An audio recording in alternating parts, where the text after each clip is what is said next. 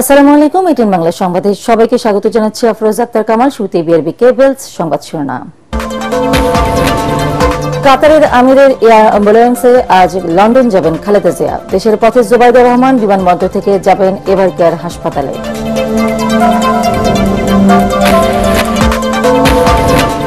খালেদা জিয়ার রোগ মুক্তি কামনায় বাদ জুম্মা সারা দেশের মসজিদ ও ধর্মীয় উপাসনালয়ে দোয়া প্রার্থনার আহ্বান সরকারের। বিএনপিরও দোয়া মোনাজাত কর্মসূচি।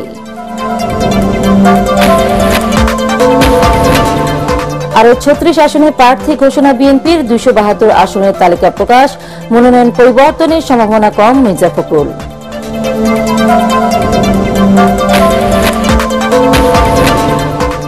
এবং ১০ অথবা ১১ ডিসেম্বর ঘোষণা হতে পারে সংসদ নির্বাচন ও গণভোটের তফসিল। রাষ্ট্রপতির সাক্ষাৎ চেয়ে চিঠি। নির্বাচন আয়োজনে বিলম্ব চায় না বিএনপি। শুনছিলেন বিআরবি কেবলস সংবাদ শিরোনাম, এবার বিস্তারিত। উন্নত চিকিৎসার জন্য বিএনপি চেয়ারপারসন বেগম খালেদা জিয়াকে লন্ডনে নেয়ার প্রক্রিয়া শুরু হয়েছে। আজ সকালে ঢাকায় এসে সরাসরি এভার কেয়ার হাসপাতালে যাবেন পুত্রবধূ ডাক্তার জুবাইদুর রহমান। অবতরণের কয়েক ঘণ্টার মধ্যে লন্ডনের উদ্দেশ্যে উড়াল দেবে এয়ার অ্যাম্বুলেন্সটি। খালেদা জিয়ার সঙ্গে চিকিৎসক সহ মোট ১৫ জন সফরসঙ্গী লন্ডনে যাবেন। তারা হলেন খালেদা জিয়ার ছোট ছেলে প্রয়াত কোকোর স্ত্রী সৈয়দা সামিলা রহমান, বিএনপির স্থায়ী কমিটির সদস্য ডাক্তার AZM জাহিদ হোসেন, বিএনপি চেয়ারপারসনের উপদেষ্টা doctor Mohammad Enamul Haque Chowdhury, doctor Fakhruddin Mohammad Siddiqui, doctor Shahabuddin Talukdar, doctor Nuruddin Ahmed, doctor Jafar Iqbal, doctor Mohammad Al Mamun. আরও যাবেন হাসান শাহরিয়ার ইকবাল, সৈয়দ শামীম মাহফুজ, মোহাম্মদ আব্দুল হাই মল্লিক, মোহাম্মদ মাসুদার রহমান, ফাতেমা বেগম এবং রূপা শিকদার। এর আগে বৃহস্পতিবার দুপুরে এক প্রেস ব্রিফিংয়ে খালেদা জিয়া ব্যক্তিগত চিকিৎসক লন্ডন যাওয়ার বিষয়টি নিশ্চিত করেন। সর্বোচ্চ পর্যায়ের বিশেষজ্ঞ চিকিৎসকদের সমন্বয়ে গঠিত মেডিকেল বোর্ডের সর্বসম্মত সিদ্ধান্ত মোতাবেক দেশনেত্রী বেগম খালেদা জিয়ার বর্তমান শারীরিক অবস্থার আলোকে ইনশাআল্লাহ যদি সব কিছু ঠিক থাকে, আমরা কাতার রয়্যাল এয়ার অ্যাম্বুলেন্সের মাধ্যমে মধ্যরাত্রির পরে অথবা আগামীকালকের সকালের ভিতর ইনশাআল্লাহ আমরা ওনাকে ইউকেতে অর্থাৎ লন্ডনে ওনাকে একটা নির্ধারিত হসপিটাল আমরা ঠিক করেছি, সেখানে আমরা ইনশাআল্লাহ ওনাকে নিয়ে যাব। দর্শক, এই মুহূর্তে এভার কেয়ার হাসপাতালে আছেন আমাদের সহকর্মী মুশফিকুর রহমান। তিনি জানাচ্ছেন খালেদা জিয়ার চিকিৎসার সর্বশেষ খবর।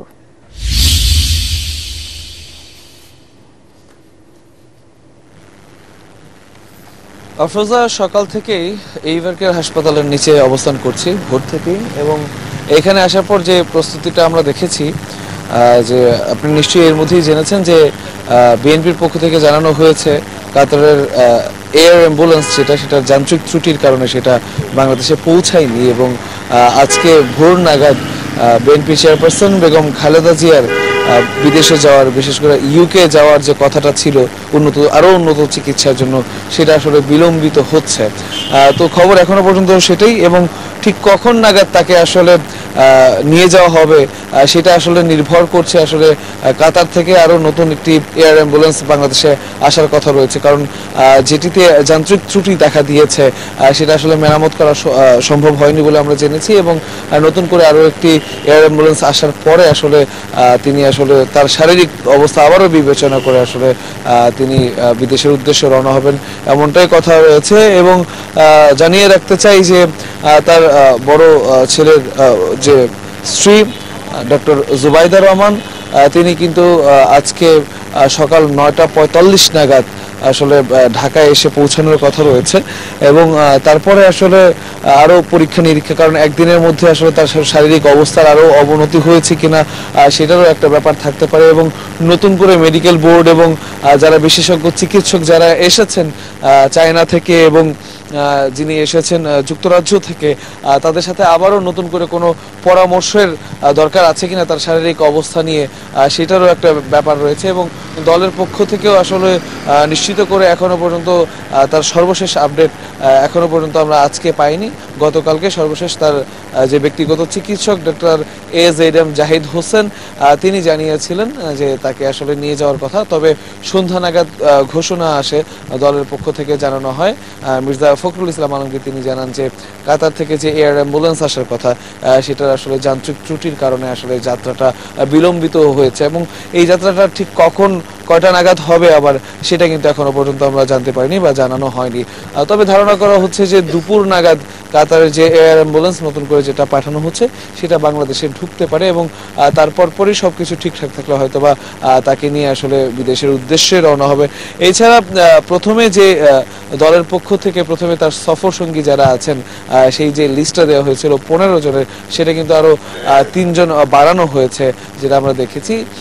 এছাড়া আমরা যেটা জানি যে জুবাইদুর রহমান তিনি যে আসছেন তিনিও কিন্তু আসলে তার সাথে যাবেন এমনটাই আমরা জানি এবং বিশেষজ্ঞ চিকিৎসকরা থাকবেন যে যাত্রার সময় আসলে কোনো ধরনের কোনো অসুবিধা যাতে না হয় তার সেবা শুশ্রূষার সেই বিষয়টি নিশ্চিত করার জন্যই আসলে এই ব্যবস্থাটা রাখা হচ্ছে এবং এয়ার অ্যাম্বুলেন্স ঠিক কটা নাগাদ আসবে এখনো পর্যন্ত বিএনপির পক্ষ থেকে নিশ্চিত করে কিছু বলা হয়নি।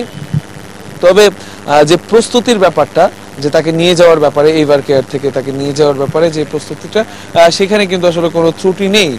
সেই ত্রুটি আসলে সেই যে প্রস্তুতি সেটা কিন্তু দলের পক্ষ থেকে পরিপূর্ণ করা হয়েছে, প্রস্তুত রয়েছে এবং এবার কেয়ারের দৃশ্যটা যদি একটু দেখাতে চাই, আইন শৃঙ্খলার যে পরিস্থিতি বা নিরাপত্তা যে বলয় সেটা কিন্তু আরো জোরদার হয়েছে এবং গতকালকে আপনি জানেন যে এখানে সেনাবাহিনী এবং বিমান বাহিনী তারা কিন্তু হেলিকপ্টার মহড়া করেছে। গুরুত্বপূর্ণ বা প্রয়োজনীয় যে কোনো অবস্থায় হেলিকপ্টার দিয়ে যাতে তাকে নিরাপত্তা দেওয়া যায় সেই বিষয়টি নিশ্চিত করা হয়েছে এবং এখনো পর্যন্ত আসলে নিশ্চিত করে বলা যাচ্ছে না বেগম খালেদা জিয়াকে এইবার কেয়ার হাসপাতাল থেকে আসলে ঠিক কিভাবে নিয়ে যাওয়া হবে। এইবার কেয়ার থেকে এখানে যে হেলিপ্যাডটা আছে সেখান থেকে আসলে তাকে হেলিকপ্টার যুগে নিয়ে যাওয়া হবে এয়ারপোর্টে নাকি আসলে অ্যাম্বুলেন্সে করে নিয়ে যাওয়া হবে সেই বিষয়টি আসলে এখনো পর্যন্ত নিশ্চিত হয়নি। তবে আমরা আছি এখানে, পরবর্তীতে আপডেট যেটা আসে এবং দলের পক্ষ থেকে যদি কিছু জানানো হয় এবং এয়ার অ্যাম্বুলেন্সের যদি কোনো আপডেট হয় সেটা অবশ্যই আমরা জানিয়ে দেব। আফরোজা। মুশফিকুর রহমান, আপনাকে ধন্যবাদ। বেগম খালেদা জিয়ার রোগ মুক্তি কামনায় আজ বাদ জুমা দেশের সকল মসজিদে দোয়ার আহ্বান জানিয়েছে অন্তর্বর্তী সরকার। পাশাপাশি মন্দির, গির্জা ও প্যাগোডা সহ অন্যান্য ধর্মের উপাসনালয়ে সংশ্লিষ্ট ধর্মের রীতি অনুযায়ী প্রার্থনার আহ্বান জানানো হয়েছে। প্রধান উপদেষ্টা প্রেস উইং থেকে একথা জানানো হয়েছে। খালেদা জিয়ার শারীরিক অবস্থা অপরিবর্তিত বলে জানিয়েছেন বিএনপির সিনিয়র যুগ্ম মহাসচিব রুহুল কবির রিজভী। দলের নয়াপল্টন কেন্দ্রীয় কার্যালয়ে সংবাদ সম্মেলনে তিনি জানান, দেশি বিদেশি চিকিৎসকদের সমন্বয়ে তাকে সর্বোচ্চ চিকিৎসা দেওয়া হচ্ছে। খালেদা জিয়ার রোগ মুক্তি কামনায় শুক্রবার দেশের সব মসজিদ, মন্দির ও ধর্মীয় উপাসনালয়ে দোয়া ও প্রার্থনার কর্মসূচি ঘোষণা করেন রিজভী। এছাড়া আগামী 7 থেকে 13 ডিসেম্বর দেশ গড়ার পরিকল্পনা নিয়ে মত বিনিময়ের কর্মসূচি পালন করবে বিএনপি। এতে লন্ডন থেকে ভার্চুয়ালি যুক্ত থাকবেন দলের ভারপ্রাপ্ত চেয়ারম্যান তারেক রহমান। ত্রয়োদশ জাতীয় সংসদ নির্বাচনে অঘোষিত আরো 36টি আসনে প্রার্থী ঘোষণা করেছে বিএনপি। দলীয় চেয়ারপারসনের গুলশান কার্যালয়ে মনোনীত প্রার্থীদের নাম ঘোষণা করেন বিএনপি মহাসচিব মির্জা ফখরুল ইসলাম আলমগীর। আলোচিত প্রার্থীদের মধ্যে মনোনয়ন পেয়েছেন ঢাকা 10 আসনে শেখ রবিল আলম, ঢাকা 18 আসনে SM জাহাঙ্গীর হোসেন, ঢাকা 9 আসনে হাবিবুর রশিদ, ঢাকা 7 আসনে মহানগর দক্ষিণ যুবদলের সাবেক সভাপতি হামিদুর রহমান এবং টাঙ্গাইল 5 আসনে সুলতান সালাউদ্দিন টুকু। বিএনপি মহাসচিব জানান, ঘোষিত মনোনয়ন পরিবর্তনের সম্ভাবনা কম। 237টি আমরা আসনে প্রার্থী ঘোষণা করেছিলাম, আরো 36টি আসনে আমরা আপনার নাম ঘোষণা করছি। 20-25টার মতো থেকে যাবে, 24টার মতো। সেগুলো হচ্ছে আপনার আমাদের যে অ্যালায়েন্সের সঙ্গে যারা আছেন তাদেরগুলো এবং আমাদের 2-1টা আপনার ডিসিশন হবে, সেগুলো আমরা আরো পরে ঘোষণা করব। ঢাকা 7 হামিদুর রহমান, ঢাকা 9 হাবিবুর রশিদ, ঢাকা 10 শেখ রবিউল আলম, ঢাকা 18 SM জাহাঙ্গীর হোসেন। এগুলোর ব্যাপারে পরিবর্তনের সম্ভাবনা খুব কম। আগামী 10 বা 11 ডিসেম্বর ঘোষণা হতে পারে সংসদ নির্বাচন ও গণভোটের তফসিল। ওই 2 দিনের যে কোনো দিন তফসিল নিয়ে রাষ্ট্রপতির সাক্ষাৎ চেয়ে বঙ্গভবনে চিঠি দিয়েছে নির্বাচন কমিশন। এদিকে অনিবার্য কারণ ছাড়া নির্বাচন বিলম্বিত হোক তা বিএনপি চায় না বলে জানিয়েছেন দলের স্থায়ী কমিটির সদস্য নজরুল ইসলাম খান। প্রধান নির্বাচন কমিশনারের সাথে বৈঠক শেষে একথা বলেন তিনি। বিস্তারিত জানাচ্ছেন একরামুল হক সায়েম। ত্রয়োদশ জাতীয় সংসদ নির্বাচন ও গণভোট আয়োজনে নানামুখী ব্যস্ততা চলছে নির্বাচন কমিশনে। তফসিল ঘোষণা সহ ভোটের দিনক্ষণ চূড়ান্ত করতে আগামী রোববার বসছে কমিশন সভা। নিয়ম অনুযায়ী রাষ্ট্রপতির সাথে সাক্ষাৎ করে তফসিল ঘোষণা করে নির্বাচন কমিশন।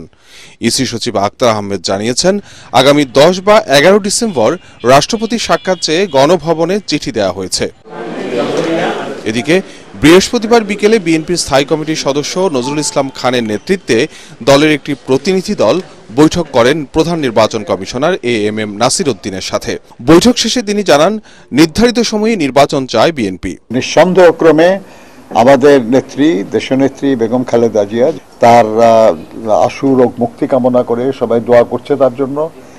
আমরা তার সুচিকিৎসার জন্য সর্বাত্মক চেষ্টা চালাচ্ছি। আমরা নির্বাচনী প্রক্রিয়ায় আছি। খোদা না করুন অনিবার্য কোনো পরিস্থিতি ছাড়া আমরা এই প্রক্রিয়ার বাইরে যেতে চাই না। তো কাজে আমরা আশা করি যে আল্লাহর মেহেরবানি নির্বাচনী তফসিল ঘোষণা হতে পারে, যা করছি, কিন্তু উনি দ্রুতই সুস্থ হয়ে আমাদের মাঝে ফিরে আসবেন এবং এসে উনি এই প্রক্রিয়ায় যুক্ত হবেন ইনশাআল্লাহ। এখনো বলছি যে আমরা যথাসময়ে নির্বাচন হোক, যেটা ঘোষণা হয়েছে সেই অনুযায়ী, এবং সে কারণে যখন তফসিল ঘোষণা করার কথা, এটা যদি বিলম্বিত করার কথা বলি তাহলে তো নির্বাচন বিলম্বিত করার কথা বলা হবে। তিনি জানান, নির্বাচনের ব্যালট পেপার যেন প্রাইভেট কোনো প্রেসে না ছাপানো হয় সেজন্য আহ্বান জানানো হয়েছে কমিশনকে। কখনো ব্যালট পেপার কোনো প্রাইভেট অর্গানাইজেশনে ছাপা হয় না। একবার শুধু একটা চেষ্টা হয়েছিল আর কি, সেটা বোধহয় 2008 সালে।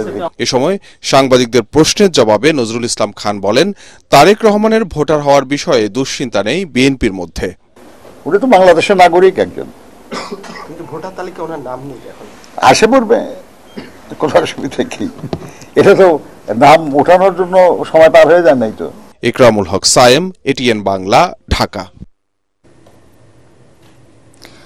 সুপ্রিম কোর্টের রেফারেন্সের আলোকে অন্তর্বর্তী সরকারের গঠন প্রক্রিয়া ও শপথ বৈধ ঘোষণা করে হাইকোর্টের দেয়া আদেশ বহাল রেখেছে আপিল বিভাগ। হাইকোর্টের আদেশের বিরুদ্ধে লিভ টু আপিল খারিজ করে দিয়েছেন প্রধান বিচারপতি সৈয়দ রেফাত আহমেদের নেতৃত্বে 7 বিচারপতির পূর্ণাঙ্গ appeal bench. Attorney general Asaduzzaman জানান, এই রায়ের পর বর্তমান সরকারের বৈধতার জন্য পরবর্তী জাতীয় সংসদের অনুমোদনের প্রয়োজন নেই। সর্বোচ্চ আদালতের এই রায় দেশের চলমান রাজনীতির প্রেক্ষাপটেও গুরুত্বপূর্ণ প্রভাব ফেলবে বলে মনে করছেন আইনজীবীরা। আগামী ত্রয়োদশ জাতীয় সংসদ নির্বাচনকে ঘিরে পুলিশকে নিরপেক্ষভাবে দায়িত্ব পালনের নির্দেশ দিয়েছেন প্রধান উপদেষ্টা ড মোহাম্মদ ইউনূস। সকালে প্রধান উপদেষ্টার কার্যালয়ে 64 জেলার পুলিশ সুপার সহ উচ্চপদস্থ কর্মকর্তাদের সঙ্গে বৈঠকে তিনি এই নির্দেশনা দেন। প্রধান উপদেষ্টা বলেন, নির্বাচনী চ্যালেঞ্জ গ্রহণের জন্য মানসিক প্রস্তুতি নিতে হবে। তিনি বলেন, এটি সাধারণ নির্বাচন নয়, গণ অভ্যুত্থানের পরবর্তী নির্বাচন শহীদদের কাঙ্ক্ষিত দেশ গড়ার নির্বাচন। সেই ভাবনা থেকেই দায়িত্ব পালন করার তাগিদ দেন ড ইউনূস।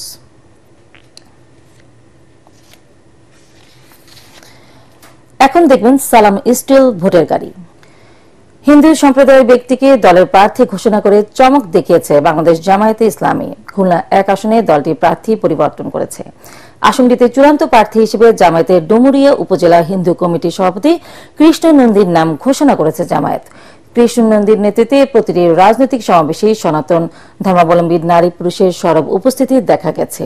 তিনিও নির্বাচনে জয়ের ব্যাপারে আশাবাদী। খুলনা থেকে এস.এম. হাবিবের রিপোর্ট, জানাচ্ছেন নিয়াজজামান সজীব।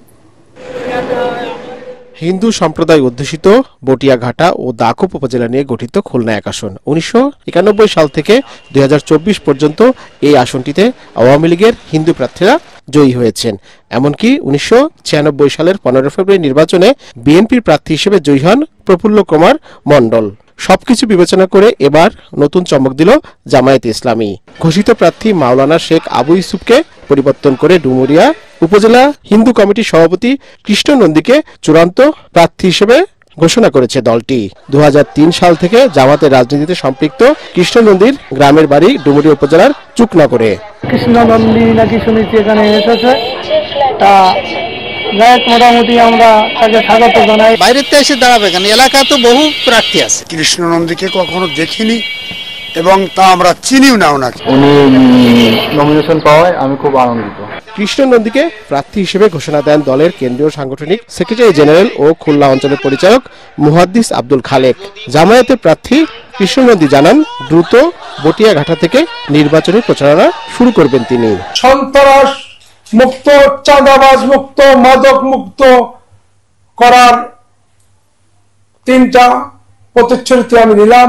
যার ওখানে আমি মনে করি যে হিন্দু অধ্যুষিত হলেও হিন্দু মুসলমান এখন আদালতি ভোটার, সবাই দাঁড়িপাল্লার পক্ষে ভোট দেবে। জামায়াতের আগে মনোনীত প্রার্থী মাওলানা শেখ আবু ইউসুফ নতুন প্রার্থী কৃষ্ণনন্দীর নির্বাচন পরিচালনার দায়িত্ব পালন করবেন। জামাত ইসলামী শুধু মুসলিমকে নিয়েই তারা চলে এবং অন্য কিছু করে যায় না, তারা মৌলবাদী যেটা বলে এটা আসলে যেটা নয়, তার অংশ হিসেবে এটা তাকে দেওয়া হয়েছে।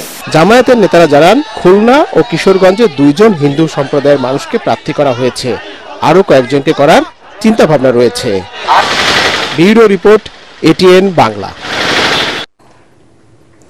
হাজীগঞ্জ ও শাহরাস্তি উপজেলা নিয়ে গঠিত চাঁদপুর 5 আসনে নির্বাচনী প্রচারণার হাওয়া দিন দিন তীব্র হচ্ছে। একই সাথে চাঁদপুর 3 সদর আসনের পাড়া মহল্লাও প্রার্থীদের প্রচারণায় এখন সরগরম। চাঁদপুর থেকে আলী আসগর ইমনের পাঠানো রিপোর্ট জানাচ্ছেন আশিকুর রহমান।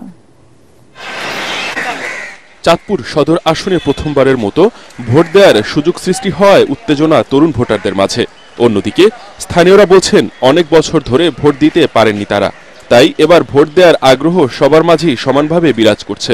সারা বাংলাদেশে নির্বাচনী হাওয়া বইছে, এই হাওয়া আমাদের চাঁদপুর 5 হাজীগঞ্জ শাহরাস্তিতেও বইছে। আমরা যারা নতুন ভোটার সবাই মুখিয়ে আছি ভোট দেওয়ার জন্য।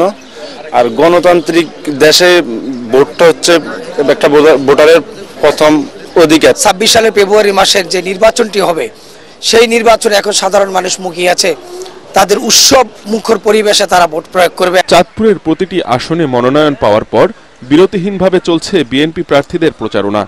আমাদের নেতা লায়ন ইঞ্জিনিয়ার মামুনুল হক সাহেব আন্দোলন সংগ্রামের মাধ্যমেই উনি হাজীগঞ্জ উপজেলাকে সুসংগঠিত করে ধরে রাখছেন এবং উনি যদি বিএনপির হাল না ধরতো তাহলে হয়তোবা যে ঝড় তুফান আমাদের উপর বইছে প্রেসিডেন্ট হাসিনা সরকার, আমাদের মতো লোকেরা হয়তোবা তখন বিএনপি করতে পারতো না। এদিকে চাঁদপুর 5 আসনে জামায়াতে ইসলামী মনোনীত প্রার্থী অধ্যাপক মাওলানা আবুল হোসাইনের প্রচারণাও চলছে জোরে সোরে। বিভিন্ন পথসভায় ক্ষমতায় গেলে শিক্ষার্থীদের এক হাতে সনদ, অন্য হাতে চাকরির প্রতিশ্রুতিও দিচ্ছেন তিনি। আমরা মনে করছি যে আমাদের প্রস্তুতিটা অনেকাংশে হয়েছে। আশা করি ইনশাল্লাহ আমরা বিজয়ের জন্য কাজ করছি এবং বিজয়ের দ্বারপ্রান্তে আমরা পৌঁছে আছি। আপনার মাধ্যমে আমি সারা দেশের সকল ছাত্র সমাজকে আহ্বান করতে চাই, যদি জামাত ইসলামী ক্ষমতায় যায় তাহলে ছাত্রদের এক হাতে সার্টিফিকেট আর হাতে চাকরির ব্যবস্থা জামাত ইসলামী করবে। যারা মানুষের জন্য কাজ করবেন এমন প্রার্থীকেই বেছে নেবেন বলে জানালেন চাঁদপুরবাসী। Bureau report, ATN Bangla.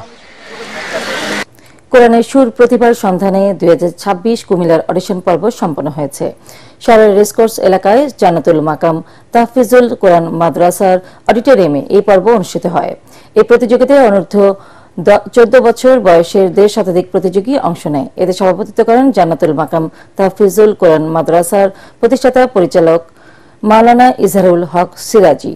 প্রধান অতিথি ছিলেন বাংলাদেশ জাতীয় হাফেজ কল্যাণ সমিতির সাধারণ সম্পাদক আলহাজ হাফেজ হুমায়ুন কবির পাহাড়পুরি। প্রতিযোগিতার প্রধান বিচারক ছিলেন হুফাজুল ফরকান ফাউন্ডেশন বাংলাদেশের মহাসচিব হাফেজ কারি মাইনুদ্দিন। এদিকে প্রতিযোগিতার চূড়ান্ত বিজয়ী প্রথম 15 জনকে ঢাকা যাওয়ার ইয়েস কার্ড দেওয়া হয়। চূড়ান্ত পর্বে প্রথম স্থান অধিকারীকে 5 লাখ টাকা, দ্বিতীয় স্থান অধিকারীকে 3 লাখ টাকা এবং তৃতীয় স্থান অধিকারীকে 2 লাখ টাকা দেওয়া হবে। প্রতিযোগিতার মিডিয়া পার্টনার এটিএন বাংলা। সন্ধানী লাইফ ইন্স্যুরেন্স আন্তর্জাতিক সংবাদ।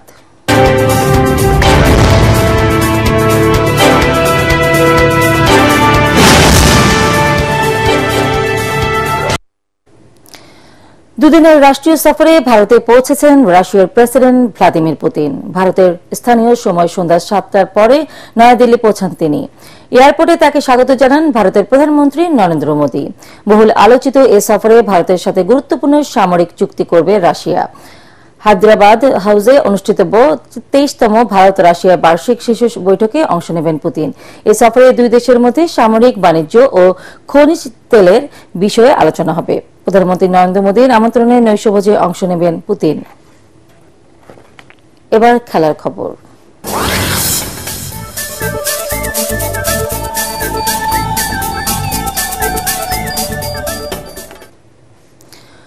ফুটবলের বিশ্বমঞ্চে জায়গা করে নিতে ভালো মানের ইউরোপিয়ান কোচ আনতে চায় বাংলাদেশ। সেজন্য বাফুফেকে পর্যাপ্ত অর্থ বরাদ্দ দেওয়া হবে বলে জানালেন ক্রীড়া উপদেষ্টা আসিফ মাহমুদ। জনপ্রিয়তা বাড়ায় পূর্বাঞ্চলে 100 একর জমিতে 50,000 দর্শক ধারণ ক্ষমতার ফুটবল স্টেডিয়াম করা হবে বলেও জানান তিনি। রিপোর্টে জানাচ্ছেন মাহবুব কবির চপল। জামাল ভুঁইয়া, সেখান থেকে হামজার অ্যাক্রোব্যাটিক অ্যাটেম্প এবং সেখান থেকেই গোল। এমন গোল এতদিন টিভি পর্দায় দেখেছেন বাংলাদেশের দর্শকরা। হামজার কল্যাণে এবার গ্যালারিতে বসেই দেখার সৌভাগ্য হয়েছে। মোরসালিন এবং সেখান থেকে বাংলাদেশ। হামজা সমিত জায়ানদের হাত ধরে ফুটবলের নবজাগরণ শুরু হয়েছে বাংলাদেশে। তবে কাঙ্ক্ষিত ফল আসেনি। ভালো দল নিয়েও এশিয়ান কাপে কয়েকটি ম্যাচে শেষ মুহূর্তে গোল খেয়ে পয়েন্ট হারিয়েছে হাভিয়ের কাবরেরার শিষ্যরা। অবিশ্বাস্য, অবিশ্বাস্য। ফলে 47 বছর পর এশিয়ান কাপে খেলার স্বপ্ন ধূলিসাৎ হয়েছে। আর কি বা করবেন, আর কি বা করবেন। স্পেনের 4র্থ ডিভিশনে কোচিং করানো কাবরেরা হামজা ফাহমিদুলদের ঠিক মতো ব্যবহার করতে পারছে কিনা তা নিয়েও প্রশ্ন উঠেছে। 2022 সাল থেকে দায়িত্ব পালন করলেও উল্লেখযোগ্য সাফল্য নেই তার। বাংলাদেশ লিডে। 31 মার্চ এশিয়ান কোয়ালিফায়ারের শেষ ম্যাচ দিয়ে তার মেয়াদ শেষ হবে। এরপর তাকে বদলানোর ইঙ্গিত দিলেন ক্রীড়া উপদেষ্টা। বাফুফেকে উন্নত মানের ইউরোপীয় স্ট্যান্ডার্ডের কোচ হায়ার করা, অর্থ যেন একটা ব্যারিয়ার হয়ে না দাঁড়ায়, সেই জায়গা থেকে আমরা একটা সহযোগিতা করার বা একটা ফান্ড তাদেরকে দেওয়ার চেষ্টা করছি। আমরা স্বপ্ন দেখি যে আগামীতে আমরা এশিয়া কাপ এবং এমনকি বিশ্বকাপে কোয়ালিফাই করার মতো একটি দল গঠন করতে পারবো। সম্প্রতি ঢাকায় বাংলাদেশের ফুটবল ম্যাচগুলোতে গ্যালারিতে দর্শকদের তিল ধারণের জায়গা ছিল না। ভারতের বিপক্ষে ম্যাচে 23,000-এর বেশি দর্শক প্রবেশ করেন, তবে টিকিট না পেয়ে ঢুকতে পারেননি অনেকেই। দর্শক চাহিদা মাথায় রেখে পূর্বাঞ্চলে 300 বিঘা জমির উপর ফুটবল স্টেডিয়াম নির্মাণের উদ্যোগ নিচ্ছে ক্রীড়া মন্ত্রণালয়।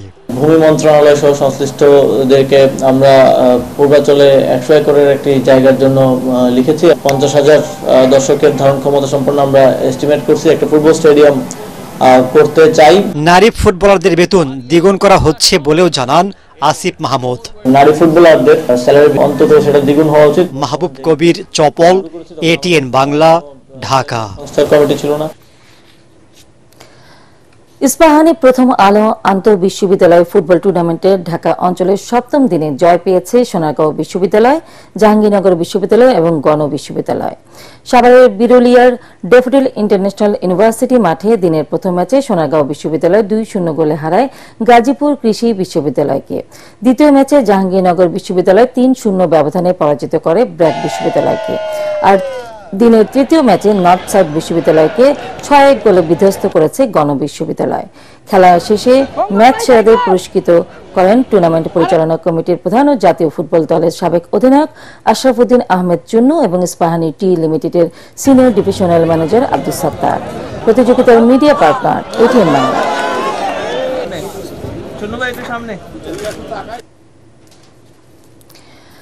শেষ করার আগে বিআরবি কেবলস সংবাদ শিরোনাম আরেকবার। কাতারের আমিরের এয়ার অ্যাম্বুলেন্সে আজ লন্ডন যাবেন খালেদা জিয়া। দেশের পথে জুবাইদুর রহমান বিমানবন্দর থেকে যাবেন এবার কেয়ার হাসপাতালে।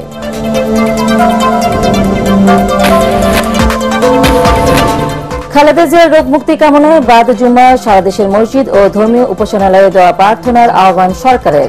বিএনপিরও দোয়া মোনাজাত কর্মসূচি।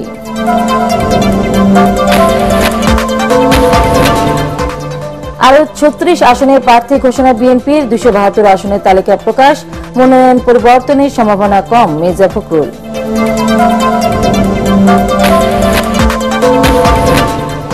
এবং 10 অথবা 11 ডিসেম্বর ঘোষণা হতে পারে সংসদ নির্বাচন ও গণভোটের তফসিল। রাষ্ট্রপতির সাক্ষাৎ চেয়ে চিঠি, নির্বাচন আয়োজনে বিলম্ব চায় না বিএনপি। পরবর্তী সংবাদ দেখার আমন্ত্রণ জানিয়ে এখনকার মতো শেষ করছি। এটিএন বাংলা সংবাদ ইউটিউবে দেখতে ব্রাউজ করুন youtube/ATN বাংলা নিউজ। ধন্যবাদ সবাইকে।